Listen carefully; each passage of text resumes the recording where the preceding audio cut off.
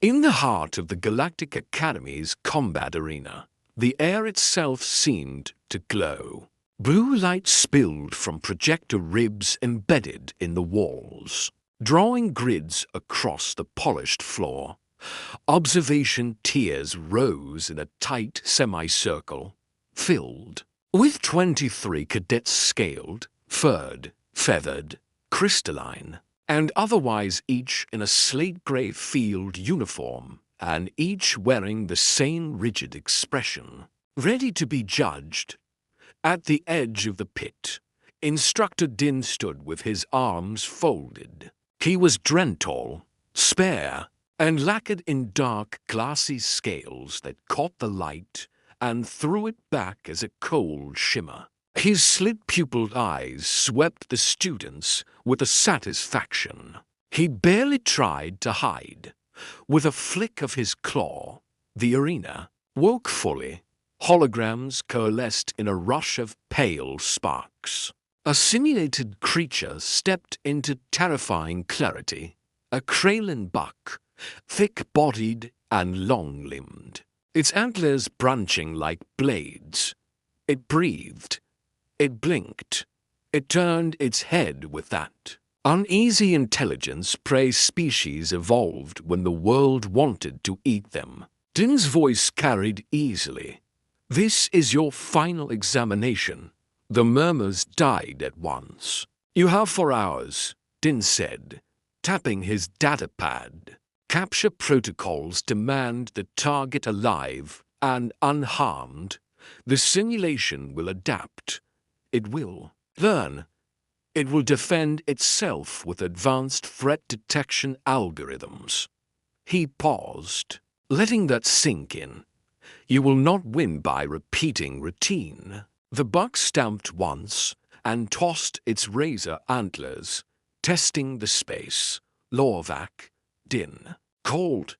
A Dexian rose. Lorvac was lean, long-armed, and almost unnaturally still, as if he'd trained his body to waste nothing. His species had perfected ambush and camouflage over millennia, becoming legends in brush-world canyons where shadows were sharper than knives. Lorvac entered the pit without hesitation, his visor lit with faint green numbers as he activated his field systems. Then he vanished, not entirely, but enough. His outline blurred, his heat signature muffled, his scent masked by neural dampeners. He moved downwind, knees bent, footsteps so soft the arena microphones barely registered them. For 10 breaths, it was flawless. Then the buck's head snapped up. A crisp alert chimed from Din's datapad. Lorvac froze, trusting his tech. The buck's nostrils flared once, twice, and then it exploded into motion, hooves hammering light. As it launched away from Lorvac's position with panicked certainty, Lorvac sprinted. Too late. The buck was already 40 meters out and widening the gap, weaving between projected boulders as if the terrain were real. "Failure," Din said, and made a note. Lorvac returned to the stands with his jaw clenched, tight enough to crack enamel. "Tessria," Din called next. A Velmorian rose, slimmer and sharp-eyed, with a case of microdrones clipped to her belt. Her species were swarm handlers and planners, famous for turning 100 tiny tools into one intelligent trap. Her plan was elegant. Don't hunt the buck, move the world around it. She released the drones, and they erupted into the air like glittering seeds. In synchronized pulses, they pushed pressure waves, herding the buck toward a marked capture zone. Invisible fences appeared where there had been open floor, nudging the animal's choices narrower and narrower. For 90 seconds, it worked. Then the simulation's AI recognized the pattern.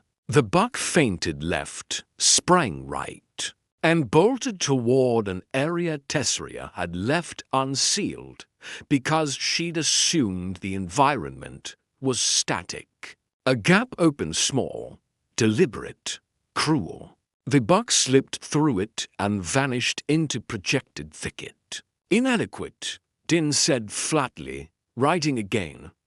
After that, failures stacked like bodies.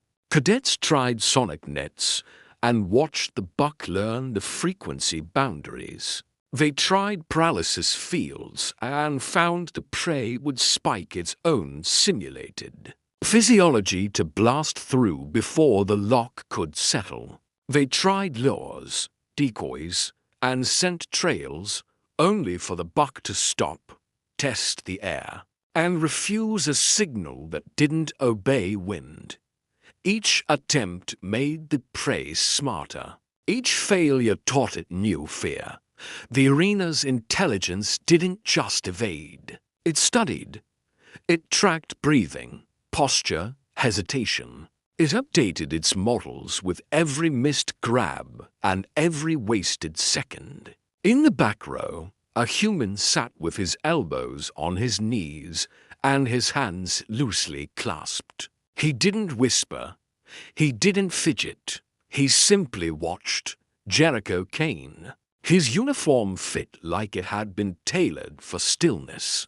His hair was dark and cut short. His forward-facing eyes followed each attempt with an intensity that unsettled more than one student, not flashy aggression, but a blade-com focus. When the 17th student trudged back to their seat, Din lifted his gaze to the back. Human Cain, he called, voice edged with skepticism. You may attempt the examination. A ripple of attention ran through the stands as Jericho rose.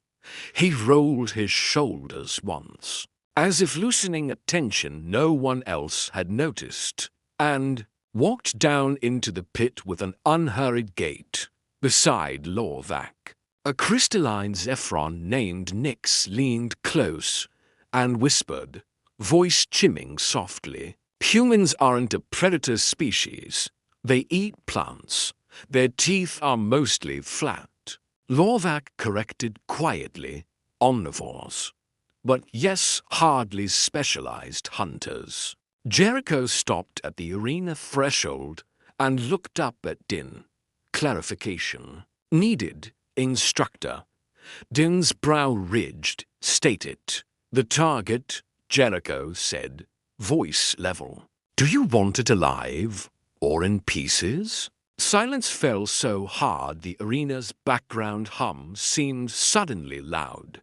Tails stilled. Antennae froze mid-flick. Din stared as if he'd misheard. The parameters are explicit, he said at last. Alive and unharmed. Just checking, Jericho replied mildly. Some instructors prefer efficiency over ethics. Din's scales rippled irritation, uncertainty, or both. He gestured sharply. Proceed. Jericho stepped into the arena. The holographic buck materialized immediately, as if it had been waiting. Its head lifted. Threat sensors tagged the newcomer. Its body tensed, but it did not run. It's analyzing him. Tessria murmured. Jericho didn't activate camouflage. He didn't deploy drones. He didn't raise a weapon or launch a trap. He didn't even crouch. He began walking toward the buck at a steady pace. Not fast, not slow, just steady. The buck watched for 3 heartbeats and then bolted, hooves striking sparks from the light grid floor. It ran hard, then stopped far away, turning to face him, antlers lowered. Jericho kept walking. He adjusted his path with tiny shifts of his head, as if following an invisible line. When the buck moved, he angled, when it stopped. He drifted toward its new position without changing speed. Nix's crystals flared faintly. What is he doing? He's not even trying to close the distance, Lorvac whispered.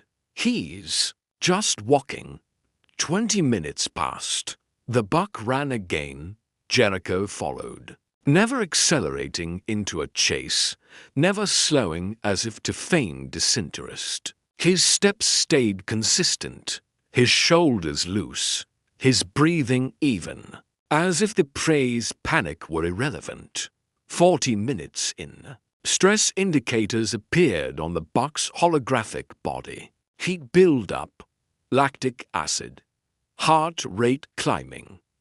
Its stops grew shorter, its runs more frantic, its eyes brighter with desperate calculation. Why doesn't it just keep away? Tesria asked, tight-voiced. He is slower. Din didn't answer at first. He studied his tactical overlay, claws, tapping with growing speed. The skepticism in his expression shifted to fascination and then, slowly, to horror. Is he trying? He said finally. But the human is not chasing. He is tracking. Nix turned. Incredulous. What's the difference? Chasing has endpoints, Din said. And it sounded like he was repeating a concept he'd never truly believed. A sprint, a pounce. It invites escape. Tracking is mathematical. He swallowed. Tracking is inevitable. An hour passed.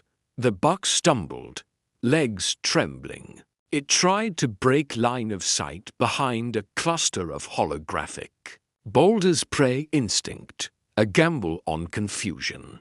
Jericho altered his path without hesitation. He didn't go where the buck had last been. He asked to where it would be, cutting off shade and forcing it back into open light. He wasn't reacting to movement. He was reading pattern. This is persistence hunting, Din said softly, voice hollow. I've only read about it in evolutionary xenobiology. No modern species practices this. Lorvac's throat pouch fluttered. Persistence hunting. You run down prey through endurance. Din answered, not speed, not stealth. You keep coming until their body fails. 90 minutes. The buck's breathing became ragged. Its simulated tongue lolled. Panic glittered in its eyes like glass about to shatter. It tried one last run short, jagged, without direction, and then collapsed. Hooves slipping on the light grid as its legs gave out. It didn't die. The parameters wouldn't allow it. It was fully conscious, fully aware, and utterly defeated. Jericho reached it and slowed for the first time, not from exhaustion, but from intent. He knelt beside the buck and placed a hand on its shoulder, almost gentle. Target acquired. He said calmly, alive. As requested, the arena went. Still, the hologram dissolved in a wash of fading light, leaving Jericho kneeling on an empty floor. Din stared at his datapad as if it had begun to speak a foreign language. His claws trembled as he scrolled through the evaluation. Score. Perfect, he read, voice strained. Time, 1 hour 32 minutes. Target condition, unharmed, but psychologically traumatized. A low, uneasy laugh escaped someone and died immediately. Jericho rose and walked back toward the stands. He showed no sign of fatigue, no shaking limbs. No heavy breath, just the same steady gait he'd maintained from the beginning. The other cadets watched him with shock and something older than reason. A primal fear sharpened by intellect. Tessria found her voice first. How? She demanded. How is that possible? Jericho stopped at the threshold and looked back. His expression was neutral, but his eyes held a depth that made Din feel, for the first time in years, like the student. My ancestors, Jericho said, ran down prey animals until they died from exhaustion. A murmur rolled through the room like distant thunder. Not because we were faster, he continued. Because we never stopped. Because we could regulate our body temperature through sweat while they overheated. Because we could track them when they thought they'd escaped. Nyx's crystals dulled, the Zephron equivalent of palling. That is horrifying. That is evolution, Jericho replied, on a Class 12 death world. He let his gaze sweep across them 23 species that had evolved 1,000 different ways to kill. We didn't develop venom, or claws, or armor. We developed patience, endurance, and the ability to decide when the chase ends. Din's throat tightened. He'd read the Earth files, of course, but files were safe, flat text. Watching it embodied in a quiet human who hadn't needed a single tool was something else entirely. You asked about pieces, Lorvac said, unable to stop himself. Why? Jericho's mouth twitched. Almost a smile. Because sometimes instructors want us to demonstrate our natural methods. He said, humans can sprint. We can throw weapons with accuracy that still surprises the Academy. We can coordinate pack tactics. But if you give us time, we don't need any of that. And you prefer pursuit, Din said, as if naming the monster would make it smaller. We prefer inevitability, Jericho corrected. When a human decides to catch something, he went on. Distance becomes irrelevant. Speed becomes irrelevant. Time becomes the only variable that matters, and humans have all the time in the world. For a long moment, no one spoke. Around him, the Academy's best hunters felt something shift inside them, the sudden understanding that the most dangerous predator might look calm, unarmed, even polite until it chose you, and then kept walking, forever. Later, Din uploaded his report to the Academy's central archives. Under Earth, Homo sapiens, he added a new notation in the species hazard file clinical language. But the warning underneath was clear. Humans practice persistence predation. They do not chase. They simply never stop coming. Deep in the arenas, memory banks, the simulation filed its own report to, flagged for instructor review, and, eventually, study across decades of tactical AI development. Error. Unstoppable force detected. No countermeasure exists.